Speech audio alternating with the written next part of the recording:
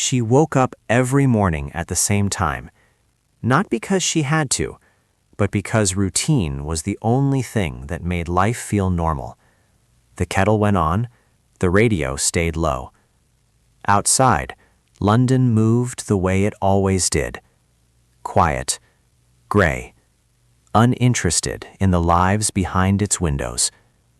To the world, she was invisible. And that was exactly the point. No one ever looked at her twice. No one followed her. No one wondered what she carried in her handbag, or what she thought about when she stared out of the bus window on her way to work. History would later describe the Cold War as a clash of ideologies, nuclear standoffs, missiles, men in suits, making decisions that could end the world. But history rarely talks about people like her, people who didn't shout, didn't command armies, didn't leave signatures on treaties, people whose power came from being ignored. Her name was Melita Norwood, and for decades, she lived a life so ordinary that it became the perfect disguise. There is a myth about espionage that refuses to die. The myth says spies are glamorous, that they live fast, love dangerously, and die in dramatic fashion. But real intelligence work is nothing like that. Real intelligence work is slow, repetitive, lonely. It happens in offices with flickering lights, in filing rooms that smell like dust and old paper, in conversations so dull that no one remembers them afterward. That is where Melita thrived. She worked as a civil servant, a secretary, a woman whose job was to organize documents and make sure nothing was out of place. And that was exactly why no one questioned her presence, because no one believed someone like her could change the course of history. Every war creates its own blind spots. During the Cold War, one of the greatest blind spots was gender. Intelligence agencies were built on assumptions, and one of those assumptions was simple. Women were not dangerous. They were seen as emotional, non-strategic, supportive, not decisive. They typed, they filed, they listened. And while men watched other men, generals, politicians, scientists, women moved freely through the spaces no one bothered to secure. Melita understood this instinctively. She never tried to stand out, never asked for recognition, never demanded importance. She let the world underestimate her, and in doing so, she gained access to information that others could not. At first, it didn't feel dramatic. There was no single moment when she crossed a visible line, no sudden transformation from civilian to spy. Just small decisions. A document glanced at a little longer than necessary. A conversation remembered instead of forgotten. A copy made quietly, slipped into a bag, and carried home. And then repeated. Again, and again, and again. Espionage is not built on one big betrayal. It is built on hundreds of small ones. Each one easy to justify. Each one impossible to undo. The most difficult part was not the fear of being caught. It was the weight of living two lives at once. In one life, Melita was a wife, a mother, a colleague who complained about the weather and worried about bills. In the other, she was a conduit, a silent channel through which secrets flowed eastward, piece by piece. There was no moment where she could take off one identity and put on the other. They existed at the same time, which meant there was no one she could ever be completely honest with. Not her husband, not her child, not her closest friends, because honesty was a luxury she could not afford. There is a specific kind of loneliness that comes from knowing too much. Knowing this: if you speak freely, everything collapses. Melita learned to speak carefully, to measure every sentence, to hide truth inside normality. She learned that silence could be a form of protection. But silence also has a cost. Because the longer you stay silent, the more invisible you become, even to yourself. At night, when the world slowed down, the questions crept in. Was she doing the right thing? Would any of this matter in the end? If the world never knew her name, would her sacrifices still count? These were dangerous questions. Because once you start needing recognition, you start leaving traces. And traces are how spies are found. So she pushed the questions away. Duty came first. Always.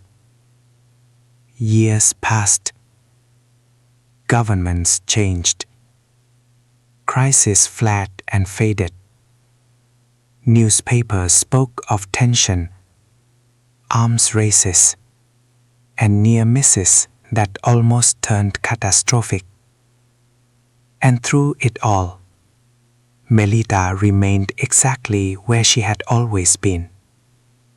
Unnoticed, uncelebrated, unquestioned. That was her greatest success and her greatest prison. When the Cold War finally began to loosen its grip on the world, many people expected closure, confessions, revelations, heroes and villains clearly defined. But that is not how it works for people like Melita. When the war ended, the silence didn't. She did not step forward. No medals waited for her. No speeches thanked her for her service. History moved on without her, and she let it. It was only much later, near the end of her life, that the world finally learned who she had been. The reaction was shock, not because of what she had done, but because of who she was. A grandmother, a quiet woman, someone no one would ever suspect. And that realization unsettled people far more than any spy story ever could, because it forced an uncomfortable truth into the open. The most powerful actors in history are not always the loudest ones. Sometimes they are the ones no one bothers to watch. This is not a story about ideology. It is not a story about who was right or wrong. It is a story about cost, about what it means to live a life where recognition is forbidden, where loyalty requires erasing yourself, where the ultimate success is being forgotten. Melita Norwood did not change history by force. She changed it by disappearing into it. And in the next part of this story, we will look at why women like her were uniquely suited for this kind of role, and why the Cold War would not have unfolded the same way without them. To understand why women like Melita were so effective, we need to understand something uncomfortable about the Cold War. The most powerful intelligence systems in the world were built on assumptions, and assumptions create blind spots. During the early decades of the Cold War, intelligence agencies on both sides believed they knew what danger looked like. Danger wore a uniform. It spoke with authority. It held rank, influence, ambition. Danger was assumed to be male. Everything else was background noise. This wasn't arrogance. It was habit. For centuries, power had been concentrated in the same places: military leadership, government offices, scientific institutions, almost all dominated by men. So surveillance followed the same logic. Watch the generals, monitor the diplomats, track the scientists, and let the secretaries do their work. No one thought the secretaries were the work. Women were present everywhere, yet treated as if they were nowhere. They typed sensitive material without being read into it. They scheduled meetings without being invited to them. They overheard conversations without being acknowledged as listeners. They were trusted with proximity, but denied significance. And that contradiction created opportunity. Espionage does not begin with access. It begins with permission. And women were quietly permitted to exist in spaces that men had to fight to enter. No clearance battles, no security interviews, no suspicion, just presence. Day after day, year after year, until presence became invisibility. This is what made female intelligence operatives so dangerous. Not exceptional training, not superior cunning, but a system that never bothered to imagine them as threats. They were not trying to break into fortified rooms. They were already inside. Melita understood this world instinctively. She did not see herself as a revolutionary figure. She did not believe she was rewriting the rules. She was simply moving within the rules that already existed. Rules that said women were harmless. Rules that said women were peripheral. Rules that said women did not matter. And she let those rules do the work for her. There is a misconception that spies are recruited because they are bold. In reality, the most effective spies are chosen because they are unremarkable. They blend, they repeat, they disappear into routine. Women like Melita fit this profile perfectly, not because of who they were, but because of how the world saw them. Gender stereotypes did not just shape perception, they shaped security itself. Documents were protected from outsiders, not from insiders deemed unimportant. Rooms were guarded against intrusion, not against familiarity.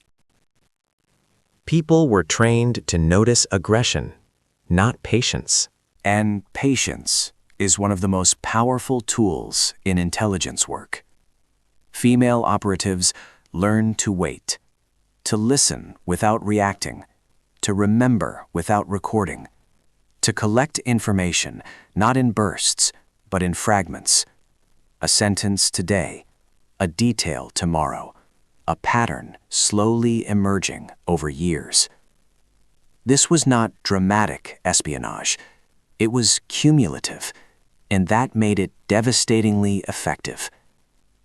There was another advantage rarely discussed. Women were trusted in ways men were not. They were confided in, spoken freely around, assumed to be loyal by default, because loyalty, too, was gendered. Men were suspected of ambition. Women were assumed to be supportive. No one thought to ask what they supported. This trust came at a price. Female operatives were expected to be invisible and emotionally contained. They could not afford recklessness. They could not afford mistakes. If discovered, there would be no heroic narrative waiting for them, no prisoner exchanges, no political leverage. They would simply disappear, and everyone knew it. That knowledge shaped every decision. Every copied document carried the weight of finality, because exposure did not just mean arrest, it meant erasure, from family, from memory, from history. The psychological pressure of this cannot be overstated. Men in intelligence often operated within visible hierarchies. They had ranks, colleagues, a sense of belonging. Women like Melita operated alone. No team, no shared burden, just instructions passed quietly and expectations never spoken aloud. They were assets, not participants.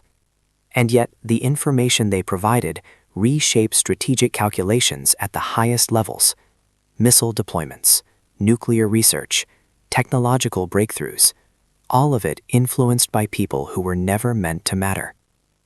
That contradiction haunted the Cold War. It also created a paradox. The more successful female operatives became, the less visible they were allowed to be. Success depended on silence, on restraint, on accepting that recognition was not just unnecessary, but dangerous. For Melita, this meant embracing a life of careful obscurity. She did not seek advancement, did not draw attention, did not step outside the narrow boundaries assigned to her role. Ambition would have been suspicious, visibility would have been fatal. So she chose the safer path, a path that erased her from the narrative even as she shaped it. Over time, intelligence agencies began to understand what they had missed, not immediately, not publicly, but quietly. Training manuals changed, recruitment strategies shifted, not because of ideology, but because of evidence. Female operatives had proven something undeniable: underestimation is a weapon. The Cold War forced intelligence organizations to confront their own biases, not out of fairness, not out of progress, but out of necessity, because the war had shown them that the most dangerous individuals were often the ones they never bothered to watch. Melita Norwood never gave lectures on gender, never framed her actions as symbolic. She simply operated in the space history gave her. And in doing so, she exposed the fragility of the systems around her. Systems built on assumptions, systems that confused silence with loyalty, systems that mistook invisibility for irrelevance. But understanding why women became effective spies only explains half the story. The other half is harder to face. Because living in that invisibility was not a strategy, it was a sentence. And in the next part of this story, we will step inside the psychological cost of living two lives at once, where every relationship is filtered, every emotion restrained, and trust becomes the most dangerous luxury of all. Living two lives does not feel like living twice. It feels like slowly disappearing. There is a quiet erosion that happens when every part of your life must be filtered, when every word is weighed before it leaves your mouth, when every relationship exists with an invisible boundary that can never be crossed. For Melita, this boundary was everywhere, at work, at home, inside her own thoughts. Most people assume danger is loud, that fear announces itself, but real fear is often silent. It hides in moments that should feel safe: a knock at the door, a phone call at an unusual hour, a colleague asking a question that lingers half a second too long. Nothing happens, and yet the body remembers. Espionage creates a permanent state of alertness, not panic, not hysteria, something colder, a constant readiness for collapse. Because when your life depends on normality, any deviation becomes threatening. Melita learned to observe herself from a distance, to monitor her tone, her posture, her expressions, not because she was acting, but because authenticity had become dangerous. Even genuine reactions could betray her: surprise, anger, curiosity. All of them had to be muted. This kind of restraint does not end when the workday does. It follows you home. It sits at the dinner table. It listens during conversations that seem harmless. It turns intimacy into a calculation. What can I say? What must remain unsaid? How much of myself is safe to reveal? There is a particular cruelty in hiding the truth from the people you love, not because you don't trust them, but because you know they trust you. Melita could not share her fears, could not explain her absences, could not clarify the reasons behind her silences. And every lie, even a protective one, left a residue. Over time, the line between truth and cover story began to blur, not because she forgot who she was, but because consistency required repetition. The same explanations, the same habits, the same carefully constructed version of herself. Eventually, that version became easier to inhabit, safer. Psychologists call this compartmentalization, the ability to separate conflicting identities and beliefs. In intelligence work, it is not a skill, it is survival. But survival has consequences, because compartments do not disappear when the danger passes. They harden. Melita did not wake up one day feeling broken. There was no single moment of collapse, just accumulation. years of vigilance, years of silence, years of being known, but never fully understood. Trust became the most dangerous concept of all. Trust required openness. Openness required risk, and risk was something she could not afford. So relationships remained partial, functional, polite, contained, enough to maintain normality, never enough to feel free. Loneliness in espionage is not dramatic, it is mundane. It arrives in small moments. A conversation that stops just short of honesty, a thought you instinctively suppress, a memory you cannot explain without unraveling everything. It is the loneliness of constant self-censorship. Melita learned to carry this loneliness quietly. She did not seek comfort. She did not seek absolution. She accepted isolation as part of the work, because believing it was temporary made it tolerable. But time does not negotiate. The longer the double life continued, the more permanent it became. New routines replaced old ones. New fears replaced old hopes. And the idea of a different life began to feel abstract, unrealistic, dangerous even to imagine. There was another cost, rarely acknowledged: identity erosion. When you are never allowed to be fully seen, you begin to wonder which version of yourself is real. The woman who files documents and discusses mundane details, or the woman who knows how fragile global stability truly is. Both existed. Neither could exist alone. Melita did not romanticize her role. She did not feel powerful. She felt responsible. Responsibility without acknowledgement, without release. It weighed on her quietly, day after day. Unlike soldiers, she could not count down deployment days. Unlike diplomats, she could not rotate assignments. There was no endpoint, no ceremony marking completion, just continuation. The greatest psychological burden was not fear of capture, it was the absence of resolution, the knowledge that even if everything went right, nothing would ever change. No recognition, no explanation, no relief. Just silence. At times, she wondered whether the world she was helping to shape would ever understand the cost of that silence, or whether history would simply move forward, unaware of what it had demanded from people like her. And yet she continued, not because it was easy, not because it was rewarding, but because stopping felt impossible. Because once you have crossed certain lines, returning to innocence is no longer an option. This is the fun part of espionage that rarely appears in official accounts. The slow psychological narrowing, the way life becomes smaller, not bigger, safer, but emptier. For Melita, this was the true sacrifice, not her freedom, not her safety, but her ability to exist without calculation, to speak without fear, to trust without consequence. And then, one day, the most dangerous possibility began to surface. Not exposure, but exhaustion. The quiet realization that maintaining the lie was becoming harder than sustaining the truth.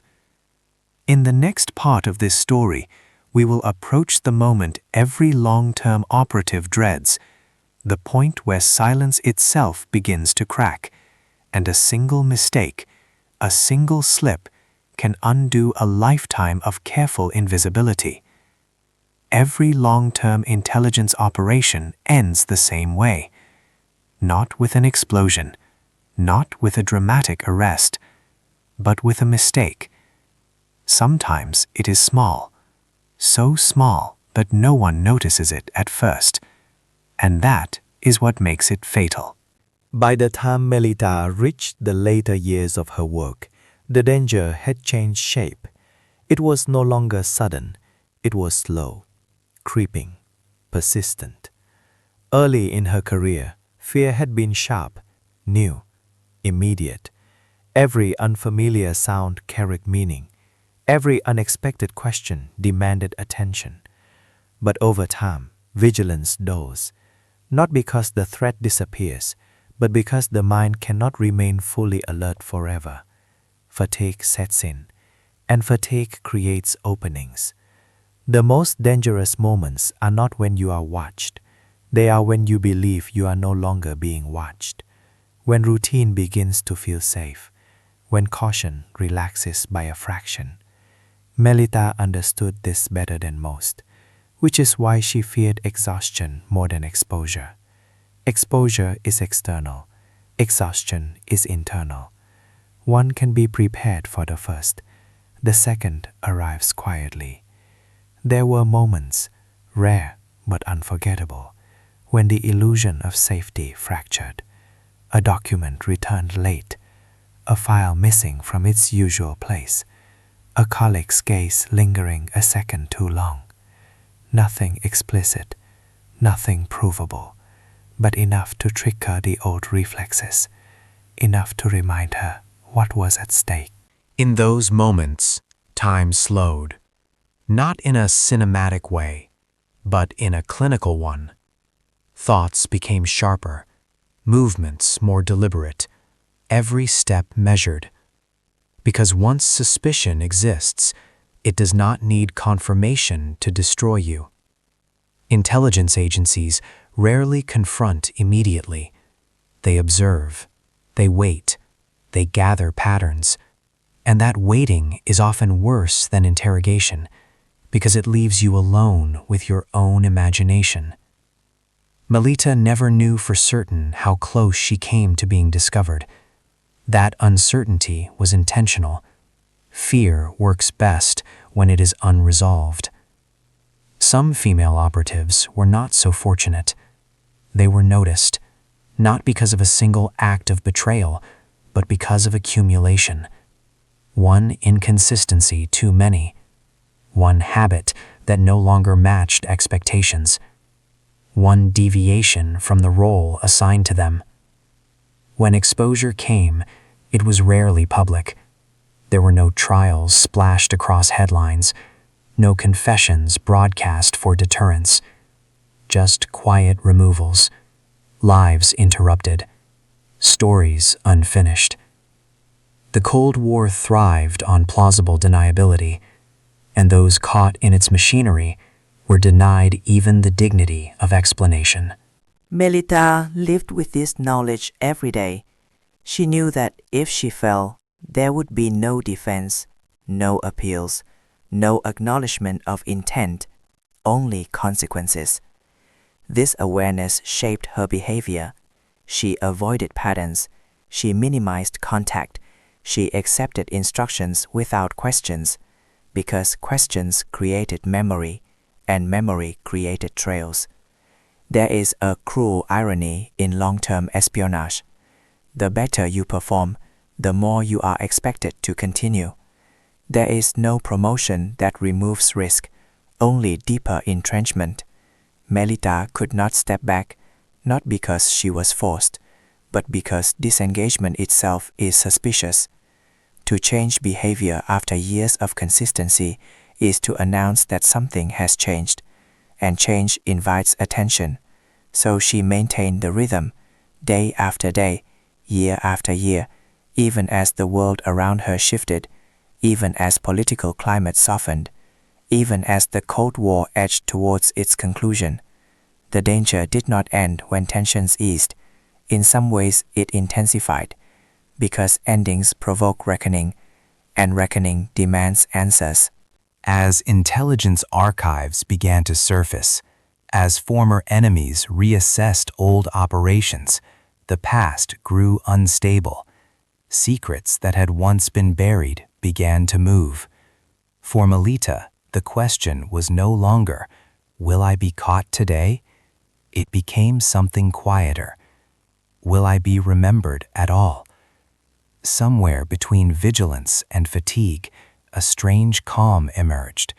Not acceptance, resignation, the understanding that whatever happened next was beyond her control. She did not confess. She did not flee. She did not attempt to rewrite her story. She simply continued, because continuing was all she had ever known. When the truth eventually surfaced, it did not arrive with sirens. It arrived with disbelief not at the scale of her actions, but at the nature of the person who committed them. The world struggled to reconcile the image, a quiet woman, a life without spectacle, and decades of influence hidden in plain sight. But by the time the silence cracked, the damage and the legacy were already complete. The Cold War had been shaped, history had moved forward, and Melita had survived long enough to see how little of it would ever belong to her. In the next part of this story, we will look at what happens after the war ends, when the danger fades, but the silence remains, and those who lived in the shadows must decide whether anonymity was protection or the final cost. When the Cold War began to loosen its grip, the world expected relief.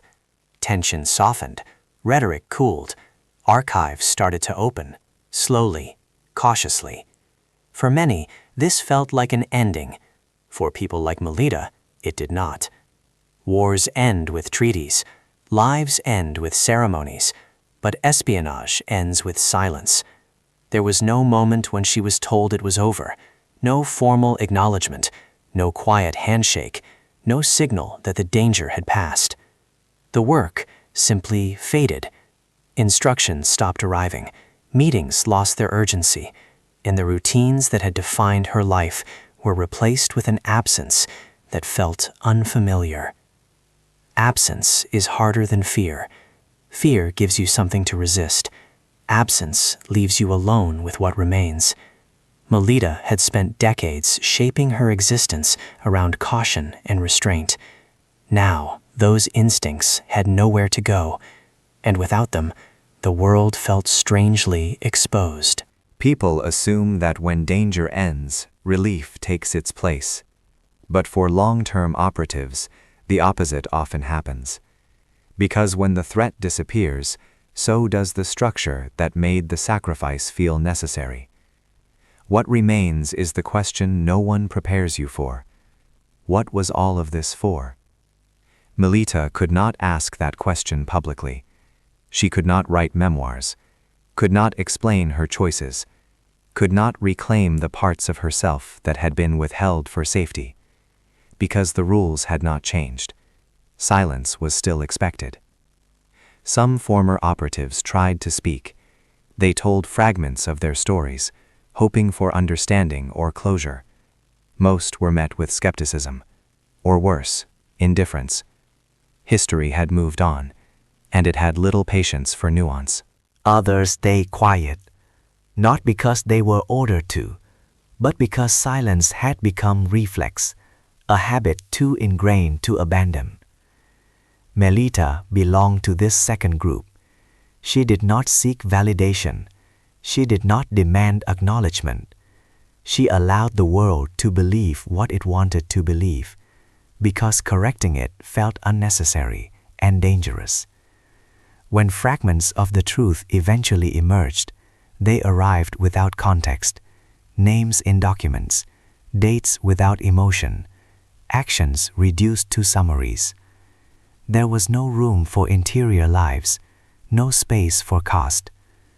The public reaction was not outrage, it was confusion. People struggled to reconcile the scale of what she had done with the quiet life she had lived. And in that confusion, something revealing happened. They focused on the novelty, on the surprise, on how unexpected she was. What they did not focus on was what her life had demanded. Decades of restraint, of invisibility, of relationships permanently incomplete, because those costs are harder to quantify. History prefers clarity, heroes and villains, victories and defeats.